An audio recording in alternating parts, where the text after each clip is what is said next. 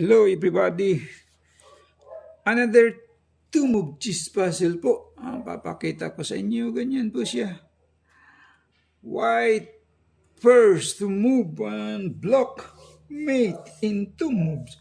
Ang direction ng white papunta roon po. Punta roon ang direction ng white. In two moves. Ating himay-himayin po kung paano ba talaga. Halimbawa po mag-check itong knight. Check. Mayroon naman siyang queen nandito. Kakainin lang. Wala nang mate po. Ganyan po. Nasaan na yung mate? Butong libangan po. Maglibang-libang lang tayo sa pamamagitan ng pag-solve ng isang ito namang queen. Kukover siya doon. Parang hindi ma-check doon. Itong queen ang kukover. Ma-check naman siya dyan by knight. Ito. Checkmate naman siya dyan. O ano pang pang-cover niya dyan? Kasi po mag-check na siya doon. Ma-mate na siya. Wala na po. Halimbawa dito naman siya. Kukubiran niya. Parang pag mag-check doon, kainin niya. Pag nag-check siya doon, kakainin niya. Isang rook, dalawang bishop, mayroon din siyang tatlong pawn. Nandito yung queen.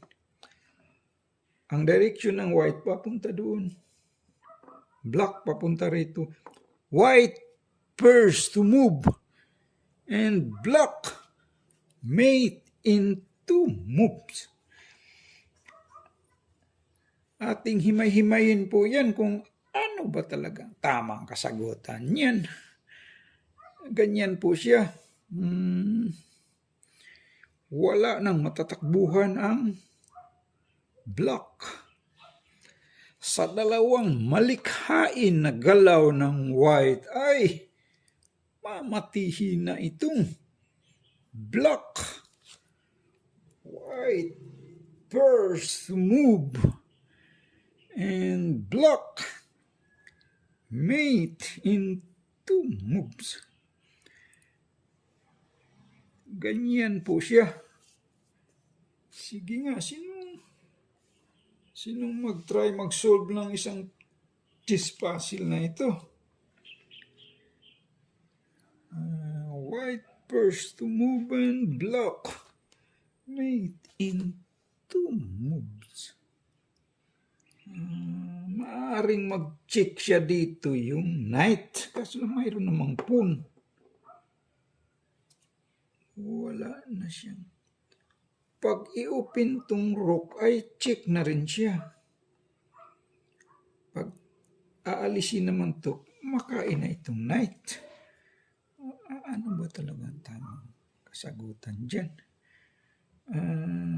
Wala nang matatakbuhan ang king. Ang direction ng white papunta doon. Black papunta rito.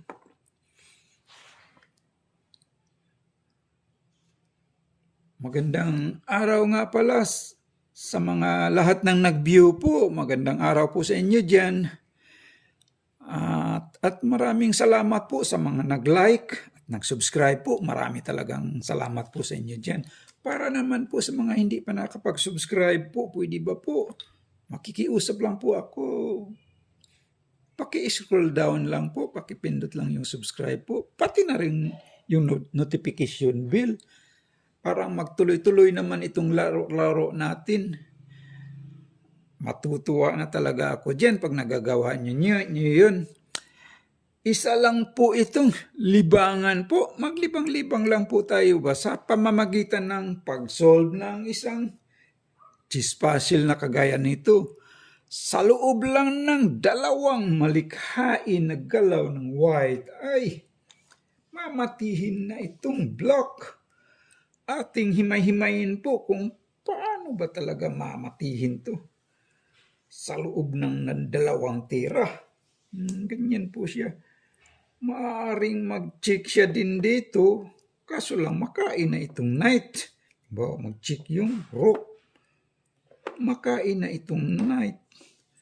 Nasaan na yung mate dyan? Wala nang mate dyan po. Walang mate po dyan pag ganyan po. White first to move and block. Mate in 2 moves.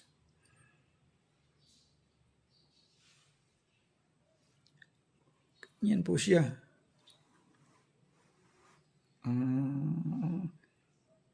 Ang tama palang tira dyan po, ito lang bishop. Bishop lang po ang tamang tira dyan. Bishop h7. That is the right move. Pagpupunta naman itong rook, haharangin niya yun dahil pag open to, check na, haharangin niya dyan. Haharangin niya. Dito naman ako mag-check. Mate Bob, i-open ko yung knight. Check by queen. Checkmate naman siya dyan. Halimbawa po, kakainin itong queen. Kakainin itong rook. Ganyan. Ang pang-check naman ng white, ma-check naman siya dyan by rook. Iharang ko dito. Checkmate naman siya dyan. Oh, di ba? Checkmate siya dyan. Oh, ano pang pangharang dyan? Pag kinain niya, mate siya. So, ano pang pangharang dyan? Pag ganyang sitwasyon, halimbawa po,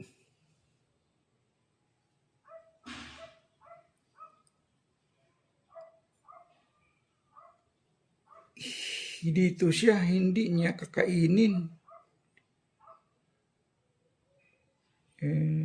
Wala siyang kakainin dito po siya. Halimbawa, gagalawin niya to.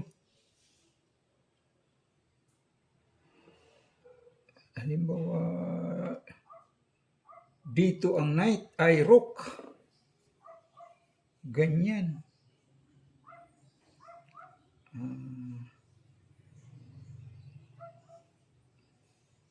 Pag ganyan naman ay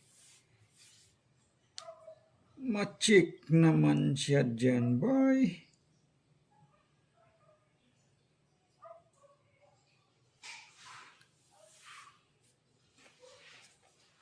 ma-check siya dyan by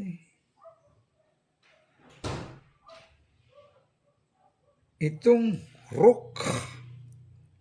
Check siya dyan by rook.